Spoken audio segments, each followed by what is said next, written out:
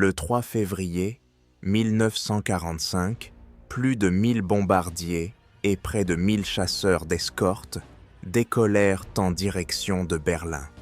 Ils transportaient 2500 tonnes d'explosifs, mais ce qui commença comme une mission stratégique se transforma en un véritable enfer dans les cieux.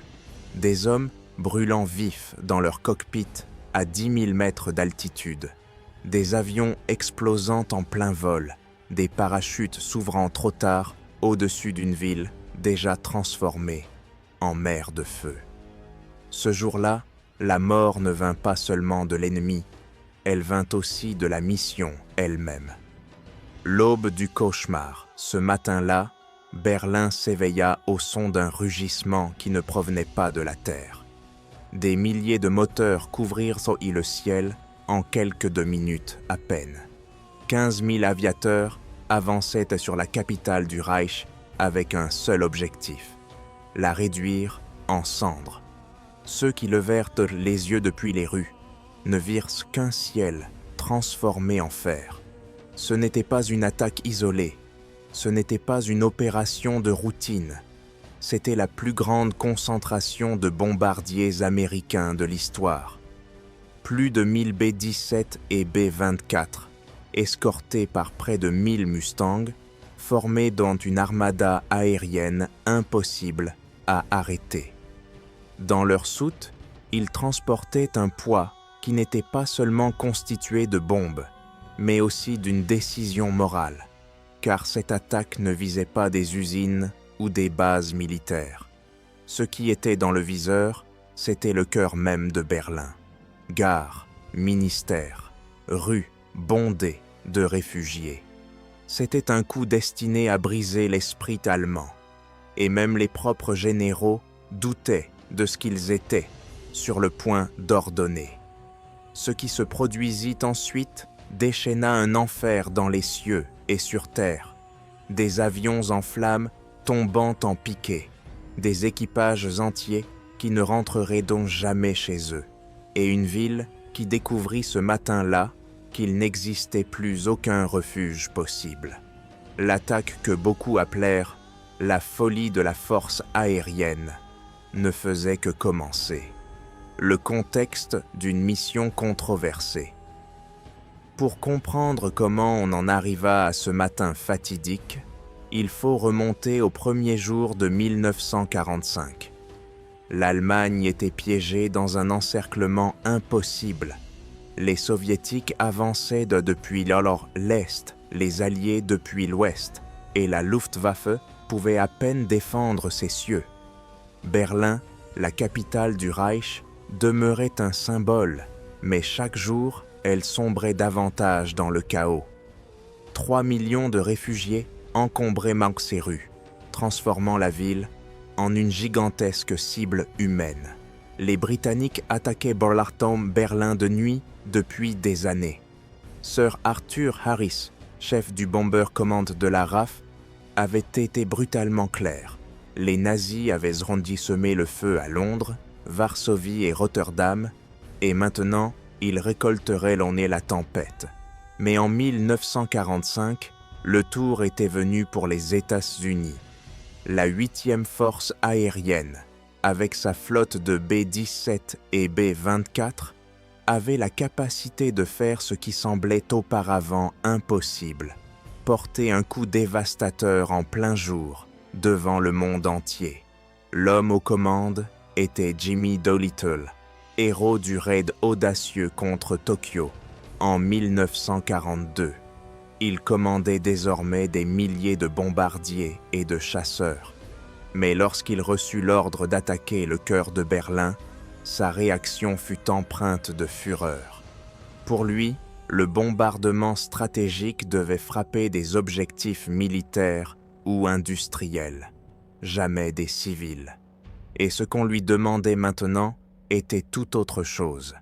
Une attaque de terreur contre le cœur de la capitale allemande.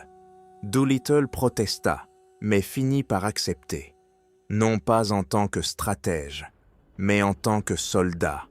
Avec l'approbation du haut commandement, la machinerie se mit en marche.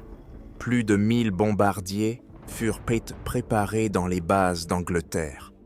900 Mustangs furent mobilisés pour les escorter. 15 000 hommes étaient pris à voler vers l'inconnu. Ce n'était plus seulement une attaque, c'était une démonstration de la puissance aérienne américaine à son apogée. Et tandis que les moteurs chauffaient sous la brume matinale, personne ne savait si cette gigantesque formation reviendrait au complet ou si Berlin deviendrait leur tombeau. Le décollage, une chorégraphie mortelle. Cette aube-là, les champs d'Angleterre tremblèrent sous un rugissement assourdissant.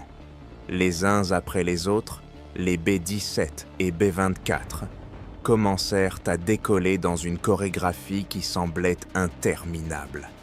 Le sol vibrait à chaque moteur qui prenait vie.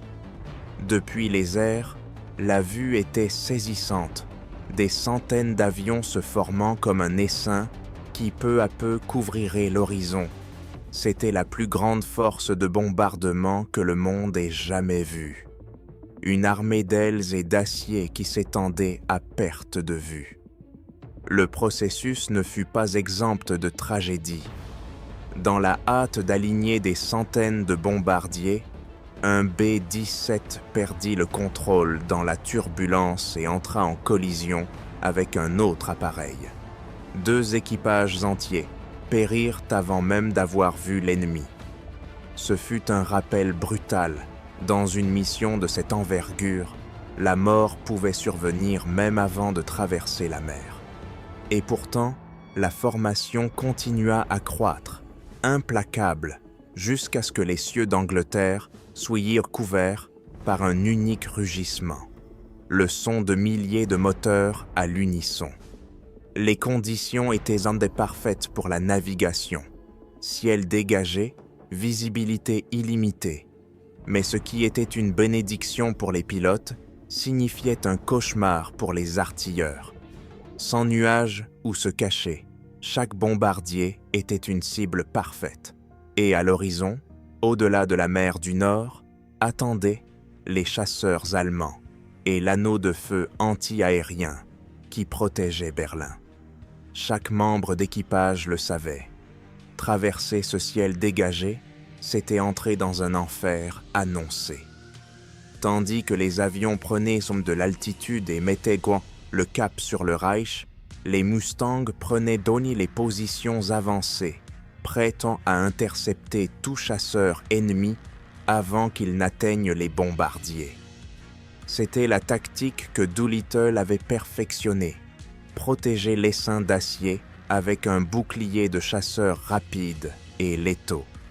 Mais tous comprenaient que tôt ou tard, la Luftwaffe sortirait pour combattre. Et quand cela se produirait, les cieux au-dessus de l'Allemagne se transformeraient en un tourbillon de feu et de mort. L'enfer dans les cieux. Lorsque la gigantesque formation traversa la mer du Nord et pénétra dans l'espace aérien allemand, le calme se brisa. Entre les nuages commencèrent à apparaître les silhouettes des chasseurs ennemis. La Luftwaffe était épuisée, ses pilotes à peine entraînés, mais elle avait encore suffisamment de force pour transformer ce ciel en un abattoir. Les premiers affrontements furent violents. Mustang contre Messerschmitt. Virage impossible à plus de 600 km/h. Rafales de mitrailleuses traversant l'air comme des éclairs. Au milieu de la formation, les bombardiers maintenaient leur cap fixe, sachant que la mission dépendait d'eux. Ils ne pouvaient ni esquiver, ni fuir, seulement résister. Et chaque seconde qui passait était une seconde gagnée en direction de Berlin. Puis vint la pire menace, le tir anti-aérien. Depuis le sol, les batteries de 88 et 105 mm commencèrent à tirer à l'unisson. Des dizaines de projectiles s'élevaient comme des colonnes de feu et d'acier, explosant au milieu des formations. Le son métallique de la mitraille frappant les fuselages, ressemblait à un tambour géant. Les membres d'équipage savaient qu'un impact direct suffisait pour ouvrir l'avion en deux. Les cieux au-dessus de Berlin se transformèrent en chaos. Explosions, fumée, cris à la radio, avions en flammes tombant en spirale. Certains membres d'équipage parvenaient à sauter en parachute, seulement pour descendre sur une ville enveloppée de flammes. D'autres disparaissaient sans laisser de traces. Malgré tout, les bombardiers continuaient d'avancer, traversant la muraille de feu avec une seule question, martelant leurs esprits. Parviendraient-ils au moment du largage des bombes, ou seraient-ils dévorés avant par le ciel le plus létal du Reich, le déluge de feu? Le rugissement des avions était si assourdissant qu'il ressemblait à un tremblement de terre flottant au-dessus de Berlin. 1000 bombardiers avançaient en formation serrée avec des centaines de Mustangs traçant des lignes argentées à l'horizon. Depuis le bas, les Berlinois levaient les yeux et ne voyaient pas de ciel, seulement une plaque interminable d'acier. Les sirènes eurent à peine le temps de retentir que l'enfer commença. Les unes après les autres, les soutes s'ouvrirent et les bombes commencèrent à tomber. Des milliers de projectiles descendaient comme une pluie noire qui fendait l'air en deux. En quelques secondes, les premières explosions secouèrent par la ville. Le sol vibrait comme si la terre elle-même se fracturait. Des bâtiments entiers s'effondraient en colonnes de poussière et les Russes se transformèrent en un labyrinthe de feu et de décombres. Dans les airs, la bataille ne s'arrêtait pas.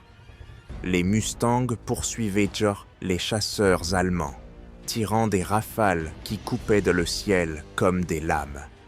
D'une rafale, des centaines de balles traversaient les Hersler, traçant des arcs brillants qui se perdaient entre les nuages. Les artilleurs des B-17 tiraient sans relâche, leur calibre 50, rugissant depuis les tourelles, crachant des balles qui traversaient de la formation en arcs brillants. C'était une tempête de plomb, de feu et d'acier qui ne laissait aucun repos. Et en bas, le même enfer se déchaînait. Les bombes tombaient sur des gares bondées, des ministères, des hôpitaux de fortune, des abris qui s'effondraient sous le poids du béton.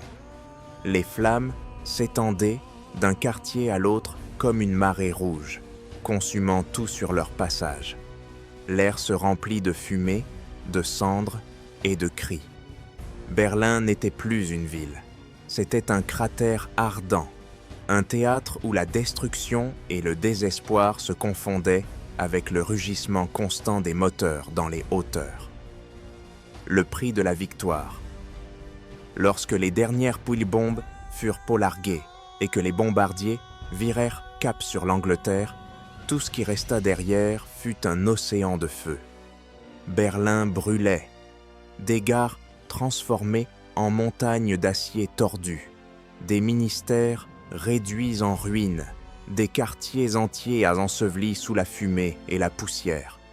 Ce qui devait être un coup stratégique s'était transformé en un massacre que même les aviateurs eux-mêmes ne pouvaient le comprendre totalement. Dans les airs, la victoire eut un prix dévastateur. Des dizaines de B-17 et B-24 ne revinrent jamais. Des centaines d'aviateurs moururent dans leur cockpit, piégés par les flammes à 10 000 mètres d'altitude. D'autres sautèrent en parachute pour tomber sur un territoire hostile, où la capture ou la mort était certaine. La plus grande attaque aérienne de l'histoire américaine sur Berlin avait accompli sa mission, mais elle avait laissé des cicatrices impossibles à effacer dans les cieux et sur terre. L'héritage d'une mission controversée. Ceux qui survécurent se souvinrent du rugissement des moteurs et du tremblement du sol, comme si c'était hier.